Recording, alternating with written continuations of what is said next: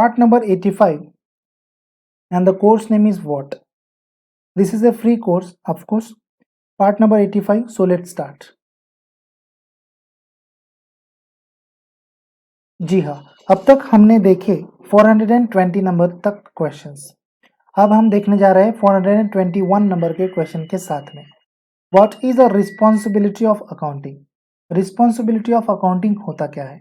तो चलिए देख लेते हैं answer well. This is the accounting term which collects, summarizes, and reports accounting data relating to the responsibilities of individuals manager।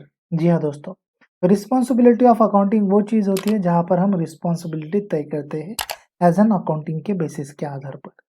So this is the accounting term which collects, summarize, and reports communicating data relating to the responsibilities of individuals manager। Individual managers के आधार के ऊपर हम लोग यहाँ पर collect करते हैं, summarise करते हैं, रिपोर्टिंग करते हैं हमारे अकाउंटिंग डेटा को। तो this is known as a responsibility of accounting. यहाँ पर कुछ सेंटर्स भी होते हैं रिस्पॉन्सिबिलिटी के। Responsibility accounting promotes management by objective and management by exceptions. Generally, this accounting refers responsibility centers and their objectives, developing performance measurement scheme। जी हाँ दोस्तों, जैसे ही मैंने आपको कहा कि रिस्पॉन्सिबिलिटी अकाउंटिंग के बहुत सारे सेंटर, बहुत सारे नहीं होते हैं, कुछ सेंटर्स होते हैं। वो कौन से होते हैं रिस्पॉन्सिबिलिटी अकाउंटिंग के सेंटर? आप हमें कमेंट कीजिए ताकि मुझे भी और बाकी लोगों को भी पता चल सके। तो रिस्पॉन्सिबिलिटी अकाउंटिंग प्रमोट करती है रिस्पॉन्सिबिलिटी अकाउंटिंग कुछ चीज़ों को, जो कि होती है ऑब्जेक्टिव ऑफ मैनेजमेंट। जी हाँ, जिसको हम ऑब्जेक्टिव ऑफ मैनेजमेंट भी कहते हैं, या फिर ऑब्जेक्टिव बाय एक्सेप्शंस। जी हाँ, ये चीज़ प्रोवाइड करती है responsibility accounting. Generally this accounting refers responsibility centres. Generally accounting responsibility centres define करती है, रेफर करती है, एंड देयर ऑब्जेक्टिव्स, और उनके ऑब्जेक्टिव को प्रेजेंट करती है। Developing for a performance measurement schemes, किस चीज़ के लिए? तो हमारे बिजनेस में कुछ डेवलपमेंट हो रही है या फिर कुछ परफॉर्मेंस हो रहा है, उन सभी चीज़ों के बारे में मेजरमेंट स्कीम्स तैयार करने के लिए हमें रिस्पॉन्सिबिलिटी अकाउंटिंग की बहुत ज़रूरत पड़ती है। तो ये होती है रिस्पॉन्सिबिलिटी अकाउंटिंग। मूव ऑन करते हैं नेक्स्ट क्वेश्चन के ऊपर। 422 नंबर वाला question, what is the environmental accounting? उसके नाम से हमें पता चल रहा है कि इन्वायरमेंट के आधार के ऊपर जो अकाउंटिंग हम करेंगे वो होगी हमारी इन्वायरमेंट अकाउंटिंग। बट कई बार हम इसका आंसर दे नहीं पाते। चलिए आप देखिए आंसर इसका क्या होता है। The term first use in Norway in the early 1970s in our country, means in India, is applied some industries such as the cement, oil and gas, steel and textiles industries, and power and electronic। Okay, तो पहले तो एक बात हमें ये पता होनी चाहिए कि भाई इन्वायरमेंट अकाउंटिंग कहाँ से स्टार्ट हुई। तो इन्वायरमेंट अकाउंटिंग नॉर्वे में स्टार्ट की गई 1970 के दशक में। और हम अगर हमारे भारत की बात करें तो मेरा भारत सबसे महान है, जी हाँ, जिसको हम इंडिया भी कहते हैं दोस्तों। In our country means in India is applied some industries. हमारे भारत में कुछ इंडस्ट्रीज को ये अप्लाइड है, जैसे कि सीमेंट इंडस्ट्री हो गई, ऑयल एंड गैस इंडस्ट्री हो गई, स्टील एंड टेक्सटाइल इंडस्ट्री हो गई, या फिर पावर एंड इलेक्ट्रॉनिक इंडस्ट्री हो गई। ये वो इंडस्ट्रीज है जहाँ पर ये चीज़ अप्लाइड होती है। अब चलिए देख लेते हैं इन्वायरमेंट अकाउंटिंग रेफर्स क्या करती है। Environment accounting refers to the identification, measurement, and communication of the data and environment responsible performances of a businesses entities to facilitate economic decisions making। जी हाँ दोस्तों, जैसा मैंने आपको कहा कि इन्वायरमेंट अकाउंटिंग हमारी इन्वायरमेंट के साथ में संबंध रखती है। But environment accounting refers to the identification, measurement and communication of data. जी हाँ, ये तो एक आइडेंटिफिकेशन करने का काम करती है, मेजरमेंट करने का काम करती है, कम्युनिकेशन करने का भी काम करती है for the data on environment responsible performances. जी हाँ दोस्तों, कि भाई इंटिटी जो है हमारी, बिजनेस जो है हमारा, बिजनेस में हमारा आइडेंटिफिकेशन, मेजरमेंट, कम्युनिकेशन इन्वायरमेंट के बारे में कैसा है। तो that should B considerable part two the here which is a environmental accounting. Facilitate economic decisions making, और ये चीज़ हमें बड़ी महत्वपूर्ण होती है इसके लिए कि भाई इकोनॉमिक डिसीजंस हम ठीक से ले पाए। तो this is known as a environmental accounting. Hope so दोस्तों आपको अच्छा लगा होगा ये आंसर। यदि अगर हाँ आपको अच्छा लगा है तो प्लीज़ कमेंट कर दीजिए ताकि मुझे भी मोटिवेशन मिल सके। 423 नंबर वाला क्वेश्चन देखते हैं, what is a green accounting. दोस्तों एक बात ध्यान देने वाली यहाँ पर है कि इन्वायरमेंट अकाउंटिंग अलग है और ग्रीन अकाउंटिंग अलग है, हम दोनों को मिक्स नहीं कर सकते। यदि आप ये कह सकते हो कि इन्वायरमेंट अकाउंटिंग को ही ग्रीन अकाउंटिंग कहा जाता है, तो ये कहने से पहले हम अभी डेफिनेशन देख लेते हैं कि भाई सच में ये कहा जाता है या नहीं कहा जाता है।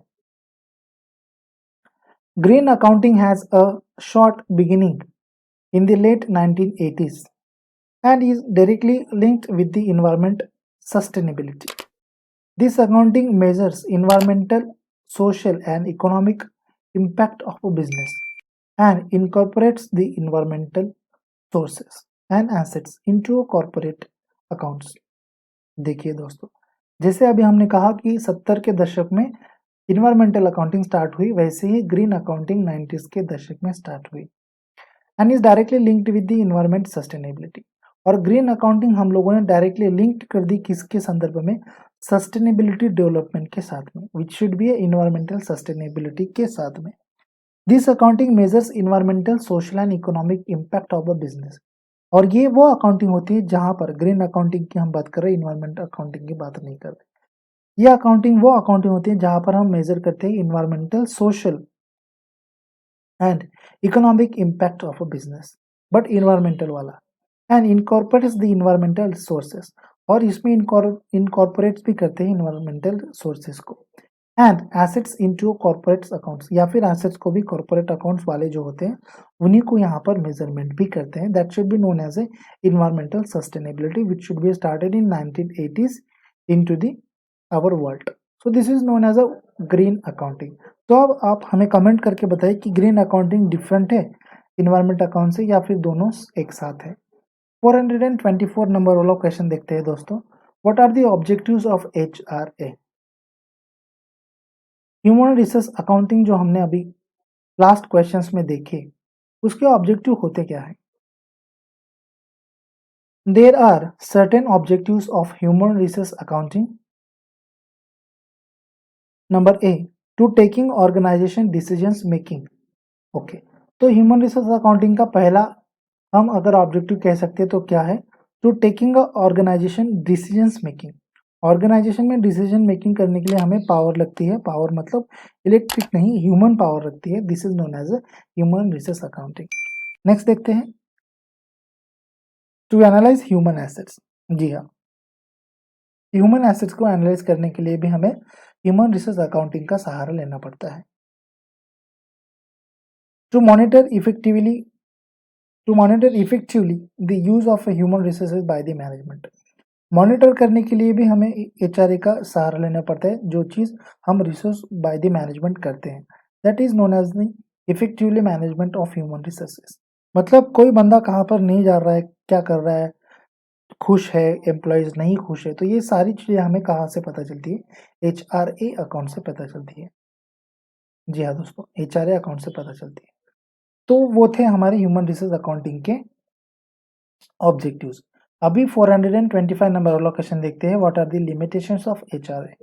HRA के लिमिटेशंस भी है, जैसे कि there are some limitations of HRA, जैसे कि हम ए वाला देखते हैं, if the valuation is not done correctly or the results of the valuation are not used properly, then it leads to the dehumanizations in the organization।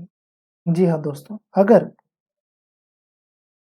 Valuation ठीक से नहीं हो पाया, करेक्टली नहीं कर पाए, रिजल्ट वहाँ पर हमारा गलत हो सकता है, और ये चीज़ लीड्स कर सकती है ऐसी घटना को जिसको हम कहते हैं डीह्यूमनाइजेशन इन दी ऑर्गेनाइजेशन। अब ये डीह्यूमनाइजेशन होता क्या है, आप हमें कमेंट करके बताइए। उसके नाम से तो हमें पता चल रहा है डीह्यूमनाइजेशन होता क्या है, बट अगर आपको मालूम है तो प्लीज़ कमेंट कीजिए ताकि मैं और लोगों को भी बता सकूँ। तो ये होते हैं लिमिटेशंस ऑफ HRA के। ये तो ए हो गया, अभी और भी शायद आगे है। जी हाँ, जैसे कि B, there is a no in accounting standard is applied for human resource accounting. जी हाँ दोस्तों, 2020 तक, मतलब अब हम वीडियो जब बना रहे हैं, ये महीना है अगस्त 2020 का, तो 2020 तक अभी तक तो फिलहाल ह्यूमन रिसोर्स अकाउंटिंग के ऊपर कोई भी स्टैंडर्ड अप्लाइड नहीं है। ये बड़ी बात है दोस्तों कि आगे चलकर ह्यूमन रिसोर्स अकाउंटिंग के लिए कुछ तो स्टैंडर्ड आ सकते हैं। So this is the limitations of human resource accounting. See देखते हैं, the valuation of human assets is based on assumptions that the employee are going to remain with the organizations for a specific period. However, this assumptions is wrong. Okay. यहाँ पर valuation हम ऐसे assume करके चलते हैं कि भाई employees हमारे ऑर्गेनाइजेशन में स्पेसिफिक पीरियड के लिए आ रहे हैं, जा रहे हैं, आ रहे हैं, जा रहे हैं। यहाँ पर हम लोग उनकी छुट्टियाँ मतलब ये वो सारी चीज़ें एक साथ काउंट नहीं कर पाते। यहाँ पर हम डायरेक्टली एज्यूम कर लेते कि भाई जो वैल्यूएशन है हमारे ह्यूमन एसेट का वो बेस्ड है किस एजम्पशन के ऊपर, हम एजम्पशन कर लेते हैं किस आधार के ऊपर, employee are going to remain with the organisation, employee हमारे कंपनीज में काम ही कर रहा है, मतलब ऐसे एज्यूम करके हम चलते हैं फॉर अ स्पेसिफिक पीरियड के लिए। तो हावेवर ये जैसे कि हम समझा जाए ये जो चीज़ है this is assumption is a wrong, और ये एजम्पशन हमारे ह्यूमन रिसोर्स अकाउंटिंग कैलकुलेशन करने के लिए थोड़ा सा रॉन्ग हो सकता है। तो दोस्तों ये थे हमारे ह्यूमन रिसोर्स अकाउंटिंग के कुछ लिमिटेशंस। आगे कुछ है, because employees mobility is very high.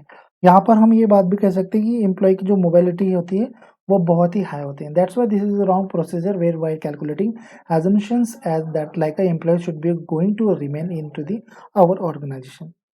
दोस्तों उम्मीद करता हूँ आपको ये चीज़ समझ में आई होगी। नंबर डी भी देखते हैं। अरे क्या बात है यार, डी भी है, there are no specific and clear cut guidelines for cost and value of a human resource accounting. दोस्तों यहाँ पर और एक लिमिटेशन जैसे कि हमें पता नहीं था बट आ गया है, डी नंबर वाला, there are some specific and clear cut guidelines for a cost and value of human resource accounting. यहाँ पर स्पेसिफिक या फिर कट टू कट किसी के संदर्भ में गाइडलाइंस हमें दी नहीं गई है। क्यों नहीं दी गई? क्योंकि यहाँ पर कोई भी स्टैंडर्ड सेट नहीं है अभी तक ह्यूमन रिसोर्स अकाउंटिंग के लिए। तो that is the answer where this is also limitations of human resource accounting. Move on करते हैं दोस्तों, अभी तो 101% हम नेक्स्ट इसके ऊपर जाने वाले। व्हाट वी गेन टुडे, तो दोस्तों आज हमने क्या सीखा? What is the environmental accounting,